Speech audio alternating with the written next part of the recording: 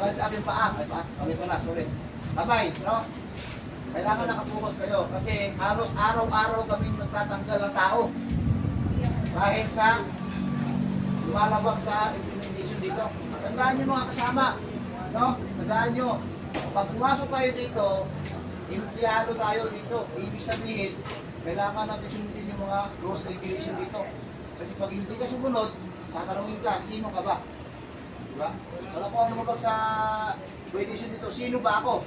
Isa lang akong hamak na safety officer na binabayaran ng government kasi nagtatrabaho. So kaya nga, abang nag-uulit ako, nakikinig kayo para hindi masayang yung nakupo nyo dito at pagpasok ko sa site. Kasi araw-araw, no? Mula nung 2024, November 2024 hanggang ngayon, halos araw-araw may natatanggal. Walang araw na wala kami tinatanggal. Yung pagtatanggal sa amin, legal process yun. Yung process, no?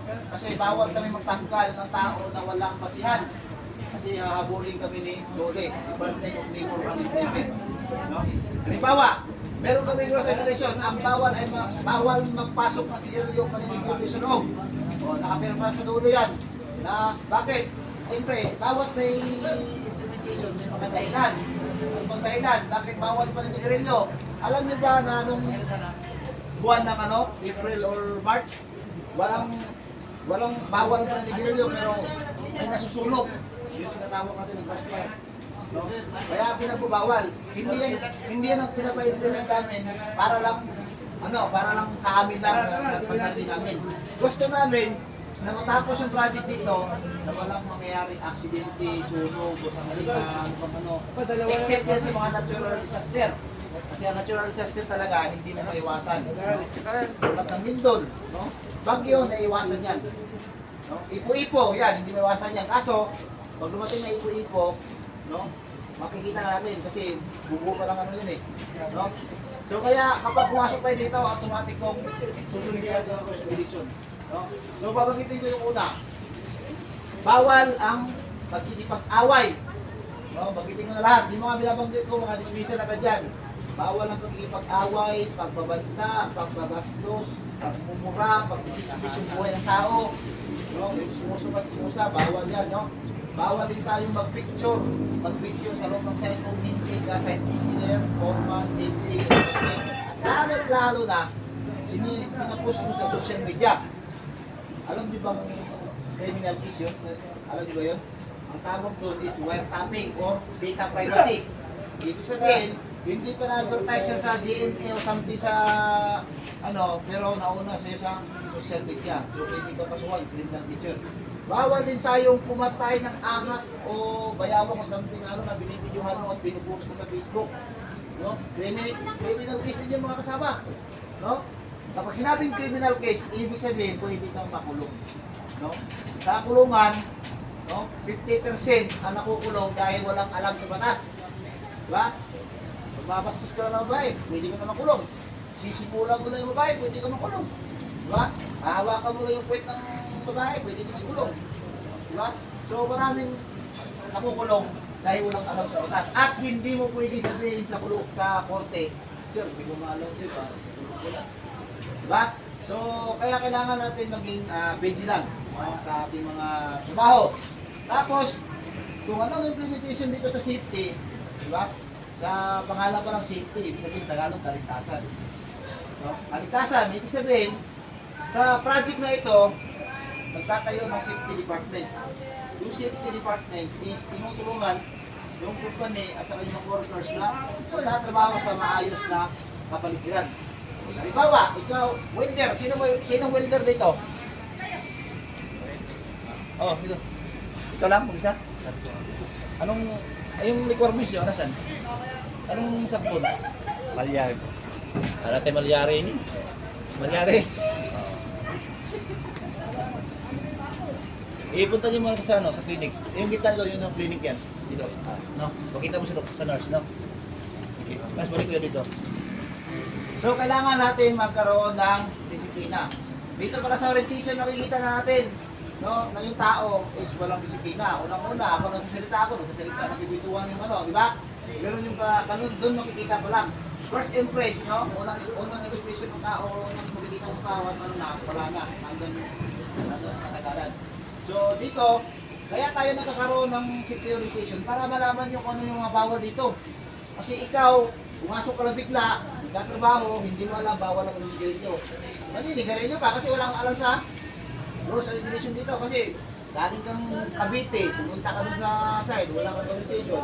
Talagang mangmang ka sa implementation. No?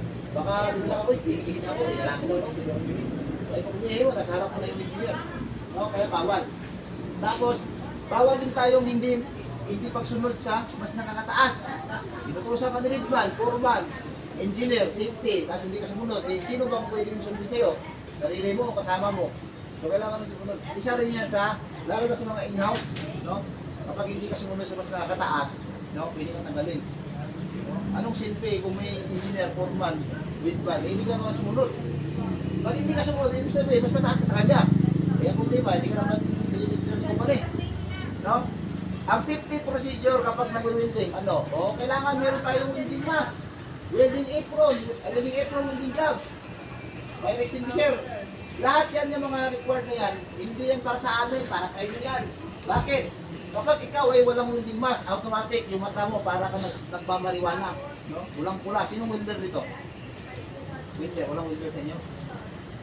Diba sir, kapag wala kang welding mask, gagano ka lang yung uso pupunta sa mata, maya-maya, ulang pula yung mata, masakit pa, mahapdi. No? Hindi ka makatulog kasi yung papa ko welder.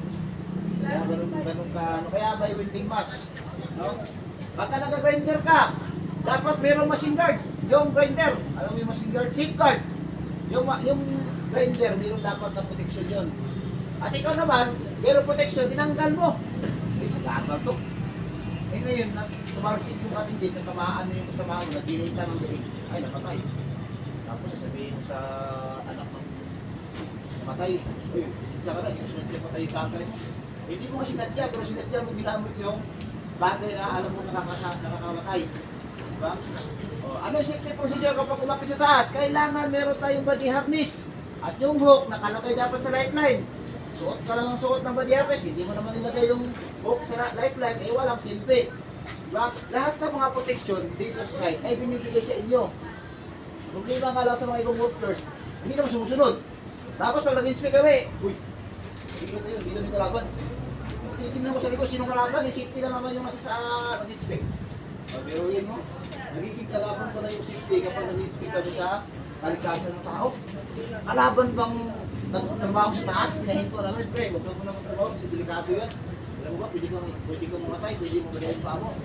Eh, talaga sa safety diba? Pag binabigyan sa site, kahit kailan talaga, pag binabigyan sa safety site, ibig matapos ko na yung trabaho ko, pinatigil ako, hindi ko natapos kasi pinahinto ako sa safety. Anong hindi ka pinahinto? Nagtatrabaho ka sa taas, walang body harness. Diba? Oy, kuminsan ka, yung ibang mga workers dito, nagdadasal. Oh, walang masama sa pagdadasal. No? Nagdadasal na bigyan ng magandang kalusugan para hindi magkasakit, para tuloy-tuloy yung trabaho at buo yung sahod. Pero anong ginawa pagkatapos magdasal? Ayun, sa extended shower kayo, nagsasyabu. Oh, tapos mamaya gabi, bubuo sa trabaho. Umiinom ng Red Horse, 10 bote. Kinabukasan ng over. Ay, kailangan pumasok, sayang. Sayang araw, pwede pumasok. Nanghihinayang sa isang araw, pero hindi ka pinanghihinayang kung ano mangyayari sa site. Pero mo, ang over ka, mainit yung katawan mo, sakit na ulo, tapos nakapilit ka pa sa araw. Eh, paano niya? Kung sinabihan ka pangit, baka mamalo ka tubo. Hindi ka nga nagsininte. Hindi ka nga nagkasakit, pero nakulong ka kasi pinalong mo yung kasama mo. Sinabihan ka ng pangit mo, hindi na, ano lang, kasi hangover. Nanghihinayang sa isang araw, pero hindi pinanghihinayang kung ano mangyari dito sa site. Kaya please lang mga kasama, kayong mga mahilig sa uminom, no? Kapag nang-over ako, bakit masok? Ako, kapag nang-over ako, kasi daw pumasok eh. Ay, nasa loob lang ako ng, office. Kasi ayaw kung pagdating ng araw, pinagsisihan ko, no? At lahat yung mga kasama, yung pagsisisi, hindi pwede mo una, sa huli palagi. Nagdadasal na mag-protection, nagdadasal siya sa Panginoon na mabigyan siya ng protection dito sa site para hindi siya maksidente. Yun ang ginawa niya, binigyan siya ng grinder. Ang grinder may protection. No? Tinanggal niya kasi sa laban, binigyan ng facial para pag tumansik yung captain base, hindi sa mukha lang, pero tinanggal niya kasi sa laban. Tapos kanya-kanya, hindi niya. sabihin mo, hindi ako pinakita dito sa book, kasi nakapagay ako hindi, pero accidente pa rin ako. Hindi mo siya kasado na yan. Hindi mo ano kumaniho dyan. Alam niyo ba kapag lahat yan na nagpamaniho dyan pag sumunod sa siktik procedure ng LTO, walang aksidente mangyayari. Wala ba kayo? Walang aksidente mangyayari. Lahat ng mga nakapagsigasya dyan, no, mayroong dahilan. Hindi pwede walang dahilan. Ano yun? Wait lang. No? Lahat ng mga aksidente na namatay dyan, may dahilan yan. Minsan nga, may nakita mo sa pagkaan, namatay yung tao. Kung sabihin ng nakatingin, siguro namatay siguro. Oras na siguro yan. Binuwa na siguro ng Panginoon. Ano yung bang kinuha o pinatay isa lang? Pinagbibintangan niyo po yung Panginoon? Ibig sabihin, pinanganak ka, patayin na. Hindi mo alam yung investigasyon. Ano bang, hindi mo alam kung anong nangyari sa investigasyon. Yung pala, yung driver pala nakatulog. Tapos sabi sa takbo. Sabi ba ng ito, o sige, pwede ka pagmaniho. Tulog ka, itin pa. Hindi. Kapag maniho ka, wala ka lisensya. Eh talaga ba, aksidente ka? Bakit?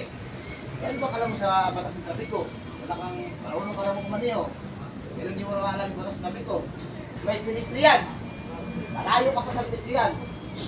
No? Ikaw, yung tumatawid. Malapit sa ikaw naman, mas malapit. Siyempre, wala yun. Mauna ako. Eh ngayon, binangga mo yung tumawid. Nakikipagtalo ka ba sa binangga? Eh, ito kasi, alam mo naman, nauna ako. Oh, dahil walang alam sa batas, naging pangmang siya nung aksidente.